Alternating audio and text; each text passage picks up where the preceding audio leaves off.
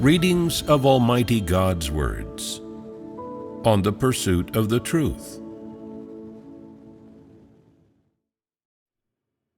How to pursue the truth. 6. We fellowshiped last time about letting go, which is one of the principles of practice for how to pursue the truth. The first part of letting go means letting go of all negative emotions. We have already fellowshipped on this topic several times. Did we fellowship on the negative emotion of repression last time? What did we fellowship on in regard to this? What causes people to feel repressed? God fellowshipped that people do as they please in their duties, and are unwilling to abide by the church's rules and regulations, or be subject to restrictions. Due to their willfulness and their failure to act according to the principles, they can't do their duties well, and so they are often pruned. If they do not reflect on their actions and fail to resolve their problems by seeking the truth, they will feel repressed. Last time, we fellowshipped about one kind of situation in which people feel the negative emotion of being repressed, which is mainly because they are unable to do as they please.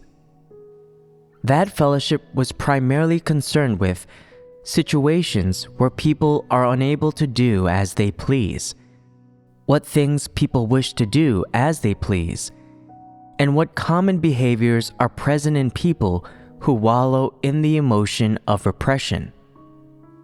We then fellowshipped on the path one must take to resolve this emotion. Have you reached any conclusions after hearing these fellowships on letting go of negative emotions? Whether they were revealing the manifestations of man's negative emotions, or telling people the path for letting go of them? What is this practice of letting go of negative emotions directed at? After listening to these fellowships, did you ponder on this? My understanding is that this practice is directed at people's views on things. That is right. That is one aspect of it. It is concerned with people's views on things.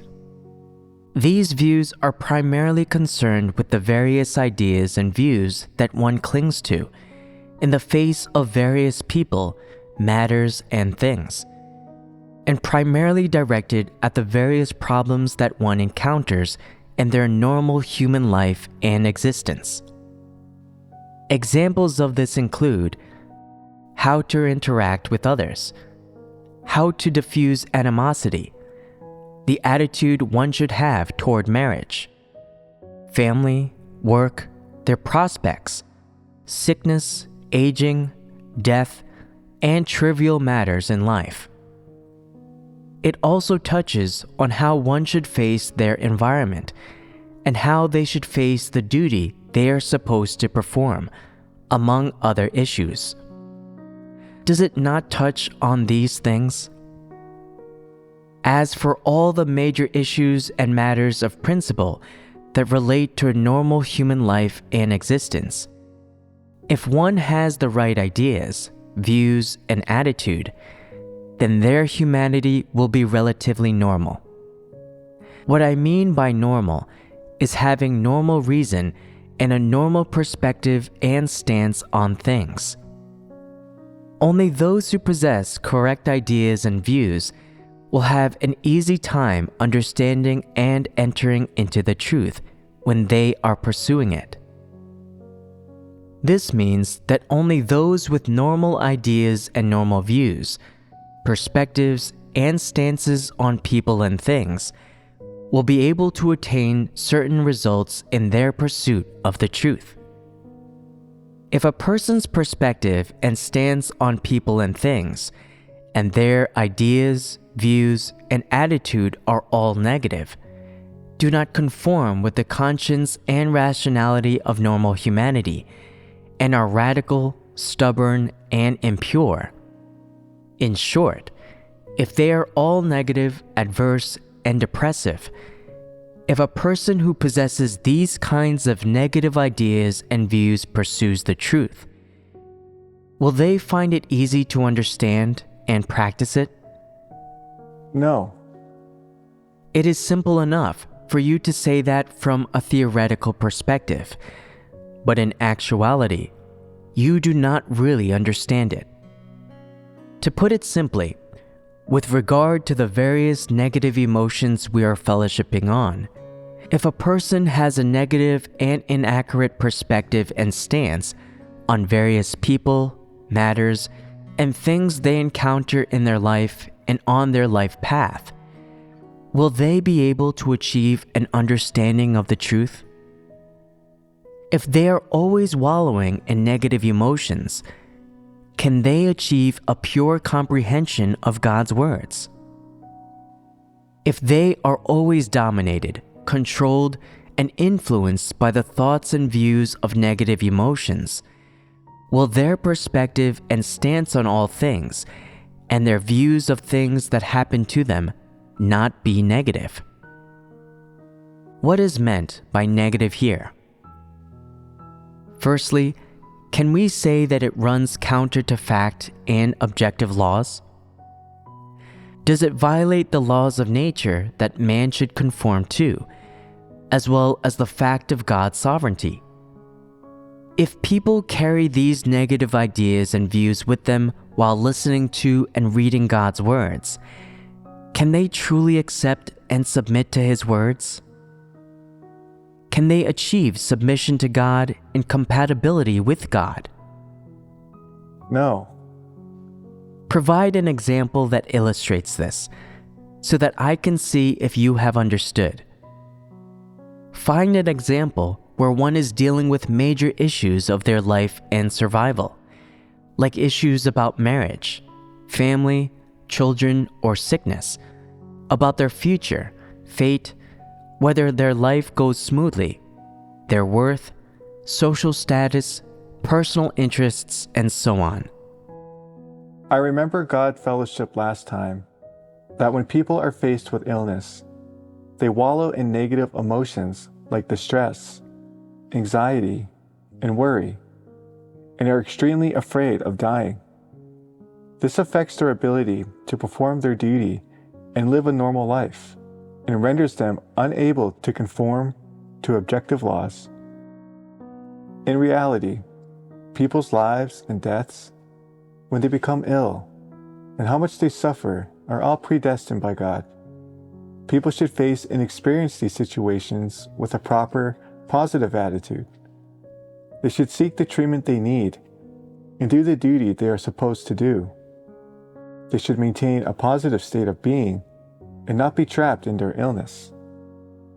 But when people are wallowing in negative emotions, they do not believe in God's sovereignty, and they do not believe that God has predestined their life and their death. They just feel worried, frightened, and anxious about their illness.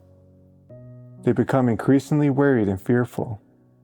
They're not governed by the truth of God's sovereignty over man's fate, and God is absent from their hearts. That is a great example. Does this relate to the question of what view people ought to have on the significant matter of life and death? Do you all know something about this subject? This is a question of facing one's own life and death. Does this relate to problems within the scope of normal humanity? This is a major issue that everyone must face. Even if you are young, or in good health and have not dealt with or experienced life and death issues, inevitably, a day will come when you will have to. This is something that everyone must face. As a normal person, no matter if you are personally affected by it or if you are far removed from it, in any case, it is the most significant issue you will face in life. So, when faced with the significant matter of death, should people not ponder on how they should handle this issue? Will they not adopt some human methods to deal with it? What views should people cling to? Is this not a practical issue? If people are wallowing in negative emotions, what will they think?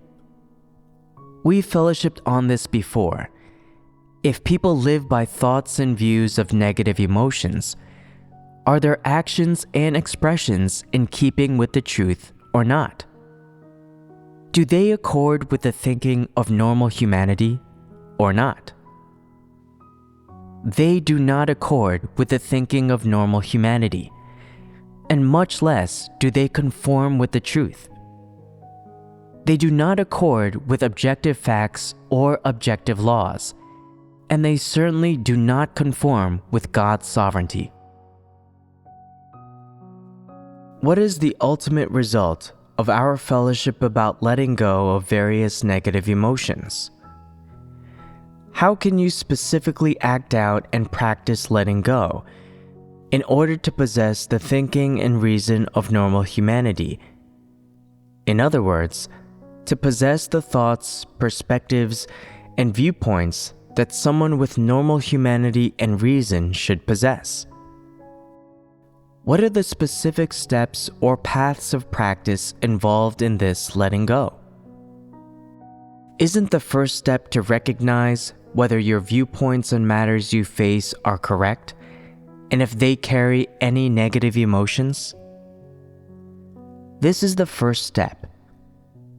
For example, regarding the example we raised earlier about dealing with illness and death, you should first dissect your viewpoints towards such matters, whether there are any negative emotions in them, such as if you feel any distress, worry, or anxiety regarding these issues, and how your distress, worry, and anxiety arise. And you should delve into the root cause of these problems. Next, keep dissecting, and you will discover that you haven't fully understood these matters. You haven't clearly recognized that everything of mankind is in God's hands and under His sovereignty. Even when they fall ill or are faced with death, people should not become ensnared within these things. Instead, they should submit to the arrangements and orchestrations of God without being intimidated or overwhelmed by illness or death. They should not be afraid of these things, nor let them influence their own normal lives and performance of duties. In one respect, they ought to actively experience and appreciate God's sovereignty and submit to His orchestrations and arrangements while going through illness, and they can seek treatment when necessary. That is, they should actively face, experience, and appreciate the process. In another respect, they ought to develop a correct understanding in their hearts about these matters, and believe that everything is in the hands of God. Human beings can only do their part, and for the rest, they should submit to heaven's will, because everything is in the hands of God, and people's life and death are all predestined by God. Even if people do what they are supposed to do, the ultimate outcome of all this does not shift according to their will, and it is not determined by people, right? When faced with illness, you should first examine your own heart and identify any negative emotions. You should assess your understanding of the matter and the viewpoints you hold in your hearts, whether you are under the control or bondage of negative emotions, and how these negative emotions have come about. You should dissect the following, such as what it is you are worried about, what it is you fear, where it is you feel insecure, and what you are unable to let go because of your illness. Then, examine the cause of these things that make you feel worried, frightened, or afraid, and gradually resolve each of them one by one. You should first dissect and explore whether these negative elements exist within yourself, and if they do, dissect and ascertain whether they are correct, or if there are elements that do not align with the truth. If you find elements that do not align with the truth, you should seek answers in the words of God, and gradually seek the truth to resolve them. You should strive to reach a state where you are not troubled, affected, or bound by these negative elements, making it so they don't affect your normal life, or work, or the performance of your duties, or disrupt the order of your life. And of course, they should certainly not affect your belief in God and following Him. In summary, the goal is for you to eventually be able to face these kinds of problems you encounter or will encounter with reason, correctness, objectivity, and accuracy. Isn't this the process of letting go? This is the specific path of practice. Can you summarize what the specific path of practice is? First, one needs to understand the matter they are facing, dissect whether they have any negative emotions during this process, then seek answers in the words of God. Seek the truth to resolve them, and not let themselves be troubled by these negative emotions, nor their lives and the performance of their duties be affected. Also, they should believe that the matters they encounter arise out of the sovereignty and arrangements of God. With this kind of understanding, people can eventually achieve submission and carry out a positive and proactive practice. Tell me, if people live in negative emotions, what is their typical behavior whenever they face illness?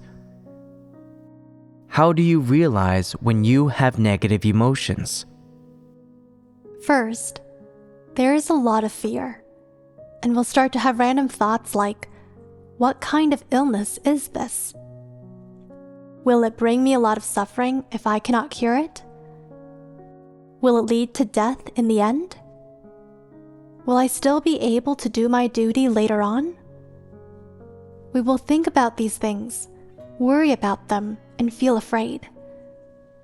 Some people start paying more attention to their health, not willing to pay a price to do their duties, thinking that if they pay less of a price, their illness might be alleviated. These are all negative emotions. Negative emotions can be probed from two angles. From one angle, you should know what you are thinking in your own mind. When you fall ill, you may think, "Oh no, how did I get this illness? Did someone pass it on to me? Is it because I'm tired? If I continue to tire myself out, will this illness grow worse? Will it become more painful?" This is one angle. You can perceive the things within your thoughts. From a different angle, when you have these thoughts, how are they manifested in your behavior? When people have thoughts, their actions are influenced accordingly. People's actions, behavior, and methods are all governed by various thoughts. When people have these negative emotions, they give rise to various thoughts, and governed by these thoughts, their attitudes or methods regarding the performance of their duties undergo a transformation. For example, in the past, sometimes they would start doing their duties as soon as they woke up. But now, when it's time to get out of bed, they start pondering. Could this illness be due to exhaustion? Maybe I should sleep a little longer. I used to suffer too much and feel exhausted. Now, I need to focus on taking care of my body so that the illness doesn't get worse. Governed by these active thoughts, they end up getting up later than usual. When it comes to eating, they ponder, my illness may be related to a lack of nutrition. In the past, I could eat anything, but now I have to be selective. I should eat more eggs and meat so that my nutrition can keep pace and my body can grow strong. This way, I won't have to suffer from my illness anymore. When it comes to doing their duties, they are also constantly thinking about how to take care of their bodies. In the past, after working continuously for 1 or 2 hours, they would at most stretch or stand up and move around. But now, they set a rule for themselves to move around every half an hour, so as not to tire themselves out. Whenever fellowshipping at gatherings, they try to speak as little as possible, thinking, I need to learn to take care of my body. In the past, no matter what question someone asked or when, they would answer without hesitation. But now they want to speak less, to conserve their energy. And if someone asks too many questions, they say, I need to rest. You see, they've become particularly concerned about their physical body, which is different from before. Oftentimes, they also pay constant attention to taking dietary supplements, eating fruit, and exercising regularly. They think, in the past, I was too stupid and ignorant, and I didn't know how to take care of my body. I followed my appetite and indulged in gluttony. Now that my body has problems, if I don't focus on my health, and if my illness becomes severe and I can't do my duty, will I still receive blessings? I must pay attention to taking care of my body in the future and not let any ailments emerge. So they start to pay attention to their health, and they no longer do their duties with full dedication. They even regret and feel discontented about the suffering they endured and the price they paid in the past while doing their duties. Aren't these thoughts and behaviors influenced by, and don't they emerge from, negative emotions? These thoughts and behaviors are indeed caused by these negative emotions. Then, can these thoughts and behaviors, along with their negative emotions, help them have more faith in God and be more devoted in doing their duties? Definitely not. What will the ultimate result be? They will do their duties in a perfunctory manner without devotion. When they do things, can they seek the truth and act according to the truth principles? They will do whatever they want while governed by these negative emotions, setting the truth aside, not treasuring it or putting it into practice. Everything they do, everything they put into practice, will revolve around the thoughts generated by their own negative emotions. Can someone like this achieve the pursuit of the truth? Then are these kinds of thoughts the thoughts that people with normal humanity should have? No, they are not. Since these kinds of thoughts are not the thoughts that people with normal humanity should have, where do you think they go wrong? People do not have any understanding of God's sovereignty and arrangements.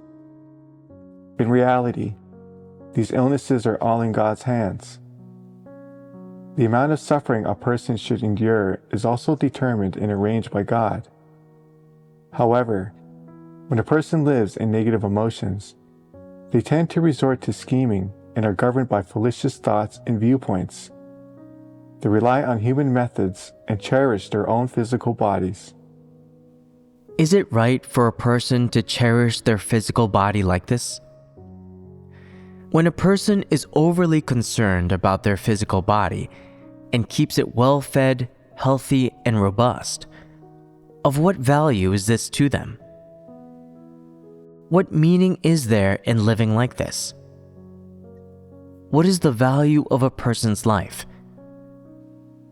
Is it merely for the sake of indulging in fleshly pleasures such as eating, drinking, and being entertained?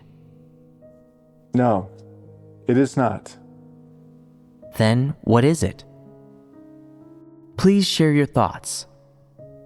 To fulfill the duty of a created being, this at least is what a person should achieve in their life. That is correct. Tell me, if a person's daily actions and thoughts throughout their entire life are solely focused on avoiding illness and death, on keeping their body healthy and free from diseases, and striving for longevity, is this the value a person's life should have? That is not the value a person's life should have. So, what is the value a person's life should have? Just now, someone mentioned fulfilling the duty of a created being, which is one specific aspect. Is there anything else? Tell me the aspirations you usually have while praying or establishing resolve. To submit to God's arrangements and orchestrations for us. To play the role well which God has assigned for us, and to fulfill our mission and responsibility. Anything else? In one respect, it is about fulfilling the duty of a created being. In another, it is about doing everything within your ability and capacity to the best that you can, at least reaching a point where your conscience does not accuse you, where you can be at peace with your own conscience and be proven acceptable in the eyes of others. Taking it a step further, throughout your life, regardless of the family you were born into, your educational background, or personal qualities, you must have some understanding of the principles that people ought to comprehend in life. For example, what kind of path people should walk, how they should live, and how to live a meaningful life. You should at least explore a bit of the true value of life. This life cannot be lived in vain, and one cannot come to this earth in vain. In another respect, during your lifetime, you must fulfill your mission. This is the most important. We're not talking about completing a great mission, duty, or responsibility, but at the very least, you should accomplish something. For instance, in the church, some people put all their efforts into the work of spreading the gospel, dedicating the energy of their entire lives, paying a great price, and gaining many people. Because of this, they feel that their lives have not been lived in vain, and that they hold value and comfort. When facing illness or death, when summing up their entire lives and thinking back on everything they ever did, on the path they walked, they find solace in their hearts. They experience no accusations or regrets. Some people spare no effort while leading in the church, or being responsible for a certain aspect of work. They unleash their maximum potential, giving all of their strength, expending all their energy and paying the price for the work they do. Through their watering, leadership, help, and support, they help many people in the midst of their own weaknesses and negativity to become strong and stand firm, not to withdraw themselves, but instead to return to the presence of God and even finally bear witness to Him. Furthermore, During the period of their leadership, they accomplished many significant tasks, clearing out more than a few evil people, protecting many of God's chosen people, and recovering a number of significant losses.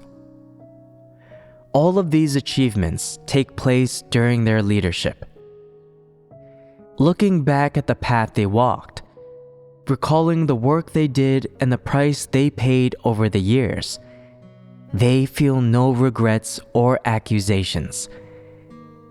They believe that they did nothing to merit remorse, and they live with a sense of value and steadiness and comfort in their hearts. How wonderful is that? Isn't this the result?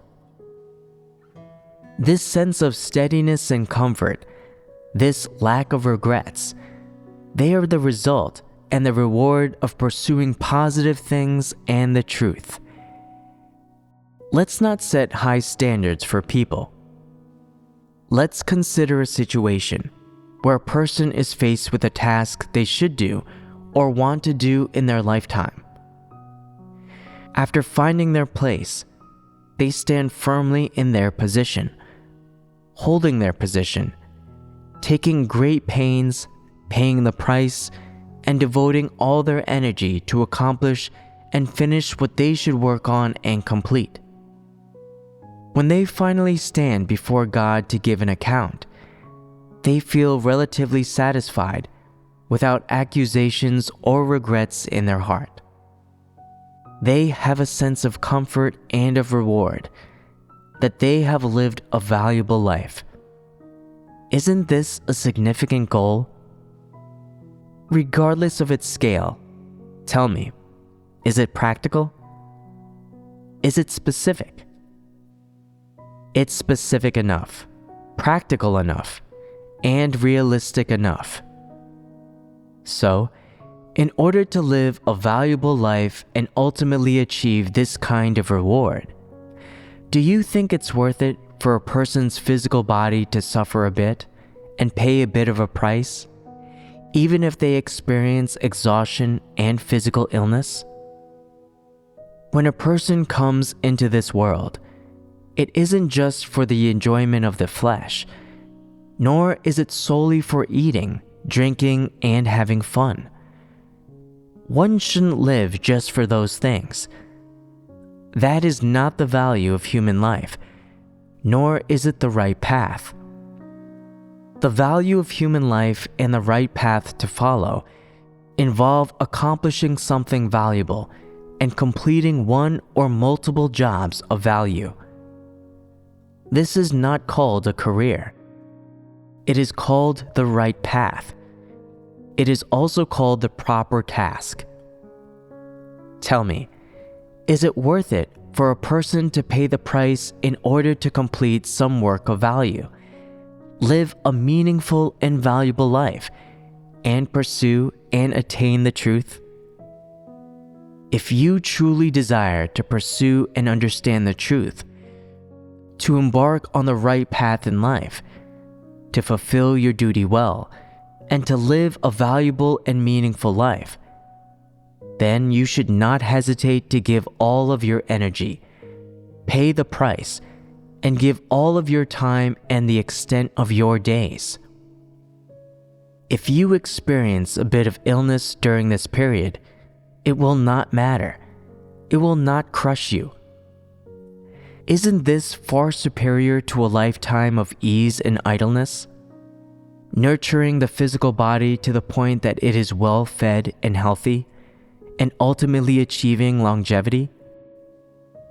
Which one of these two options is more conducive to a valuable life? Which one can bring comfort and no regrets to people when they face death at the very end? Living a meaningful life means to feel results and comfort in your heart.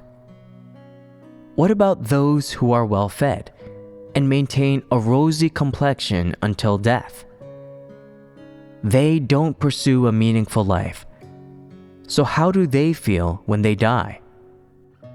Like they lived in vain. These three words are incisive. Living in vain. What does living in vain mean? To waste one's life. Living in vain, wasting one's life. What is the basis for these two phrases? At the end of their lives, they find that they have gained nothing. What should a person gain then? They should gain the truth or accomplish valuable and meaningful things in this life. They should do well the things that a created being ought to do. If they fail to do all that and only live for their physical bodies, they will feel that their life was lived in vain and wasted. When facing death, they will ponder what they have done throughout their lives. They will say, "Oh, I only thought about eating, drinking, and having fun every day. My health was good, and I didn't experience any illnesses. My entire life was peaceful. But now that I'm getting older and about to die, where will I go after death? Will I go to hell or heaven?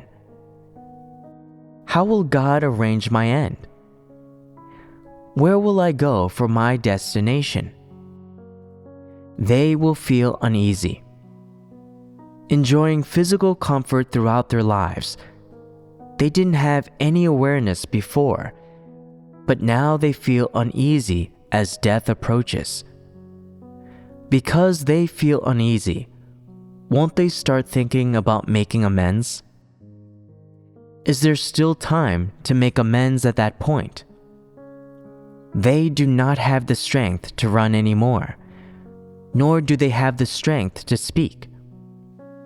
Even if they want to pay a bit of a price or endure a bit of hardship, their physical strength is inadequate.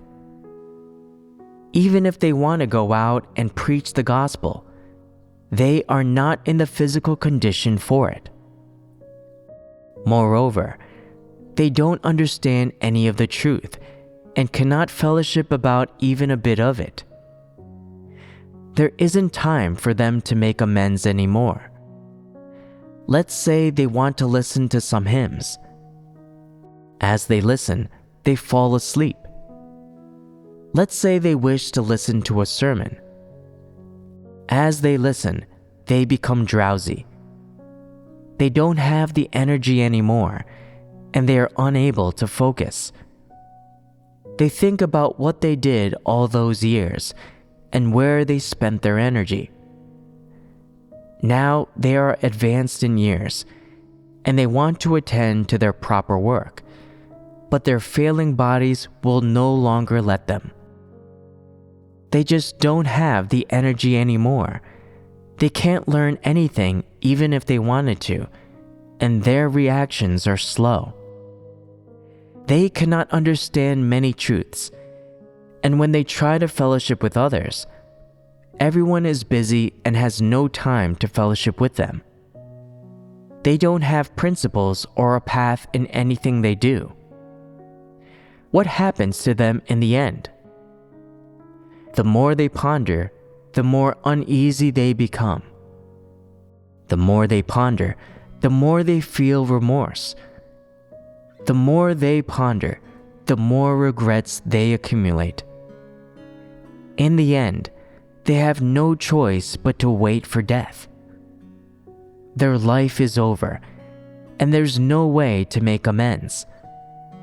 Do they feel remorse? It's too late. There's no time left. When facing death, they realize that enjoying a life of physical comfort is entirely empty. They see through everything and want to turn back to pursue the truth and fulfill their duty and do something well, but they can't achieve anything or strive for anything in any respect. This life is almost over. It ends with regrets, carrying remorse and unease with it. What is the final outcome for people like this when facing death?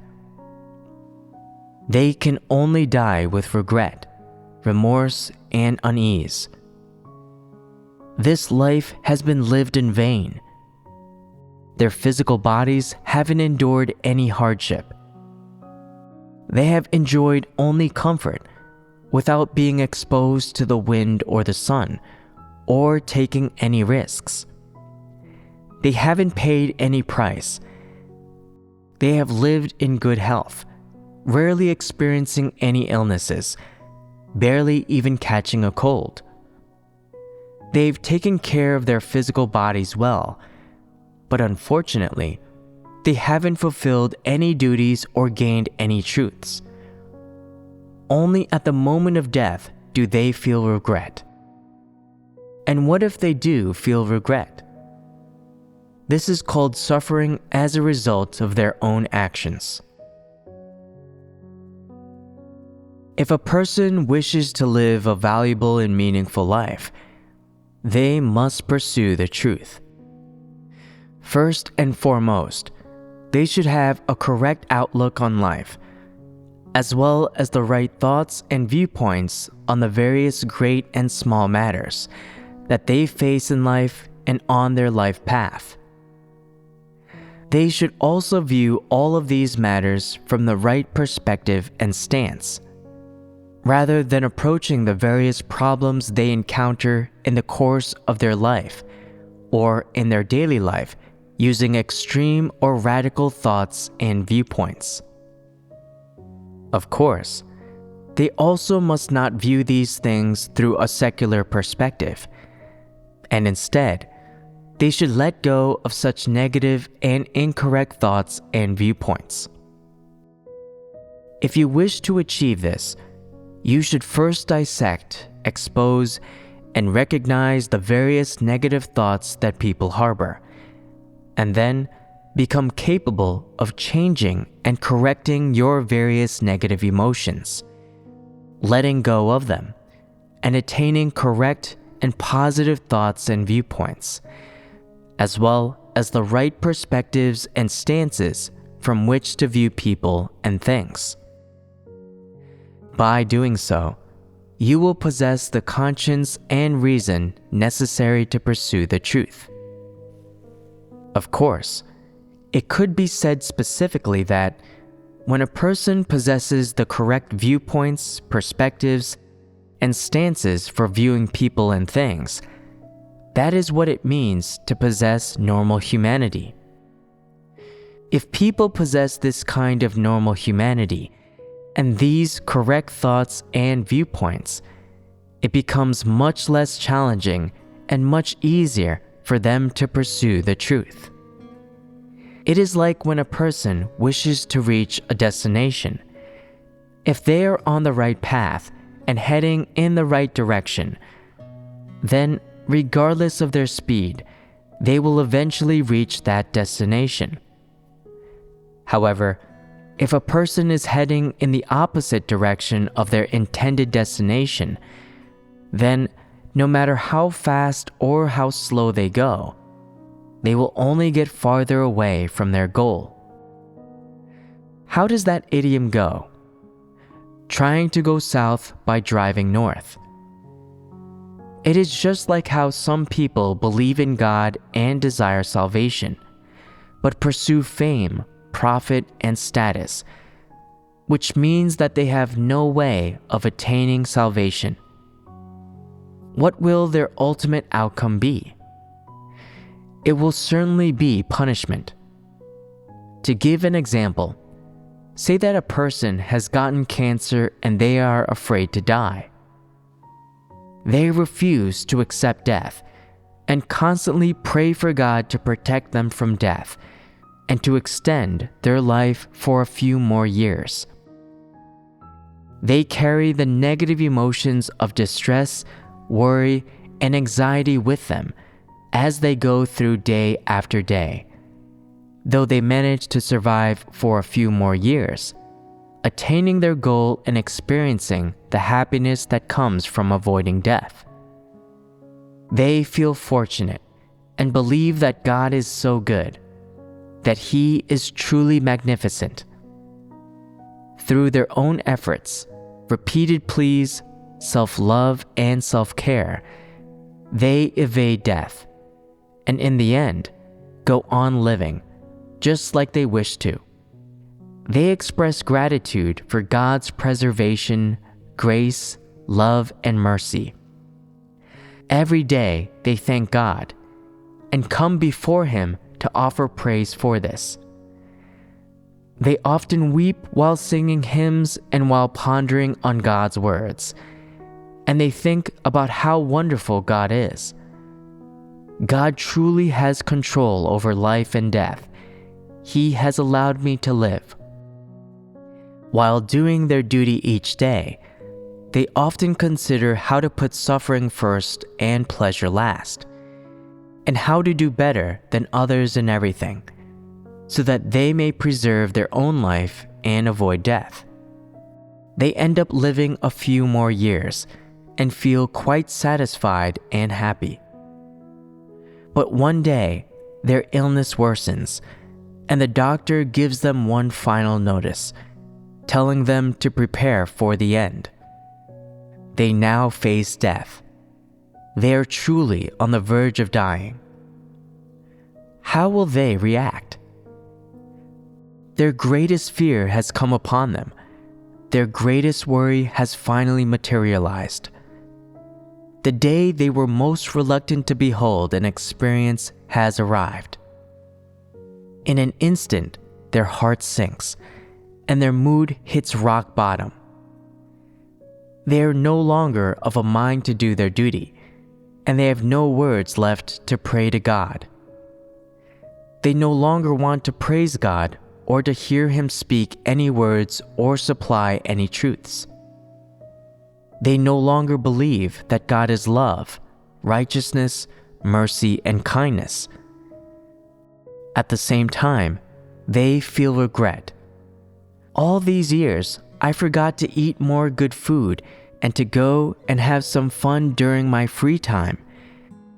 Now, I don't have the chance to do those things anymore. Their mind is filled with grievances and lamentations, and their heart is filled with pain, as well as complaints, resentment, and denial toward God. Then, with regret, they leave this world. Before they departed, was God still in their heart?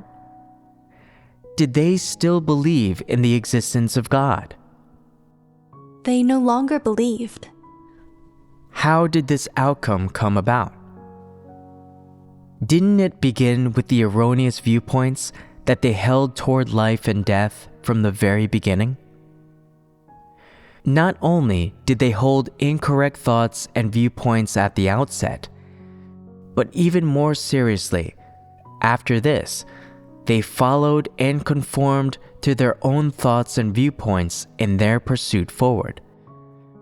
They never gave up, and they charged ahead and sprinted down the wrong path without looking back.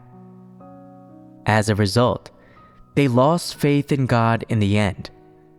Their journey of faith came to an end in this way, and their life was thus concluded. Did they attain the truth? Did God gain them? When they finally died, did the perspectives and attitudes toward death that they clung to change? Did they die with comfort, joy, and peace, or with regret, reluctance, and bitterness? They died with reluctance and bitterness. They gained nothing at all. They did not attain the truth, and God did not gain them either. So, would you say that this kind of person has attained salvation? They have not been saved. Before their death, did they not run about a lot and expend a great deal? Just like other people, they believed in God and did their duty, and on the surface, there didn't appear to be any difference between them and anyone else.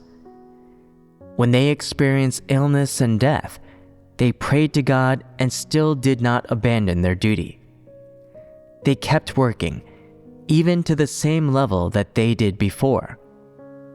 However, there's something that people ought to understand and see through too. The thoughts and viewpoints that this person harbored were consistently negative and erroneous. Regardless of the extent of their suffering or the price they paid while doing their duty, they harbored these erroneous thoughts and viewpoints in their pursuit. They were constantly governed by them and bringing their negative emotions into their duty, seeking to offer the performance of their duty to God in exchange for their own survival, to achieve their aim. The goal of their pursuit was not to understand or gain the truth, or to submit to all of God's orchestrations and arrangements. The goal of their pursuit was the exact opposite of this. They wanted to live according to their own will and requirements, getting that which they wished to pursue. They wanted to arrange and orchestrate their own fate, and even their own life and death. And so, at the end of the road, their outcome was that they gained nothing at all.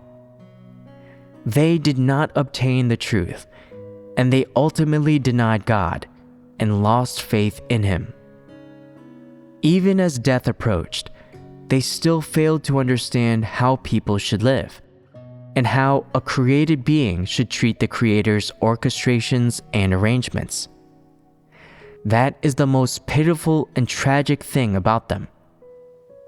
Even on the verge of death, they failed to understand that throughout a person's life, everything is under the sovereignty and arrangement of the Creator. If the Creator wants you to live, then even if you are plagued by a deadly illness, you will not die.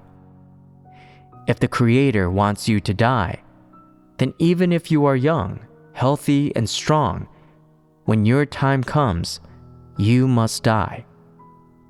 Everything is under the sovereignty and arrangement of God. This is God's authority, and no one can rise above it. They failed to comprehend such a simple fact. Isn't that pitiful?